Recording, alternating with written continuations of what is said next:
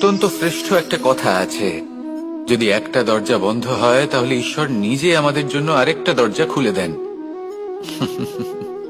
কিন্তু কিছু মানুষ আছেন যারা এটা ভাবেন যে আমার সাথে তো এরকম হলোই না, আমাদের জন্য তো কোনো নতুন দরজা খুললো না, কোনো নতুন পথ আমরা খুঁজে পেলাম না।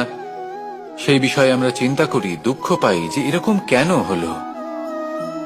কখনো কখনো নতুন দরজা উন্মুক্ত হয়, কিন্তু পুরনো যে বন্ধ দরজা আছে তার সামনেই আমরা দুঃখী হয়ে বসে থাকি, আর এমন ভাবে বসে থাকি যে নতুন দরজার দিকে আমাদের চোখই যায় না। কখনো কখনো ঈশ্বর জেনে শুনেই আমাদের জন্য নতুন দরজা, নতুন পথ উন্মুক্ত করেন না, কারণ তিনি চান যে আমরা যেন পরিশ্রম করি, কর্ম করি, নিজেকে আরো বেশি শ্রেষ্ঠ করে তুলি, সক্ষম হই, আর নিজের পথ আমরা নিজেই খুঁজে নিই। কখনো কখনো এমনও হয় যে ঈশ্বর চান যে আমরা যেন সেই পথে চলতে শুরু করে দিই। ভবিষ্যতে গিয়ে ঈশ্বর আমাদের সবকিছুই প্রদান করেন।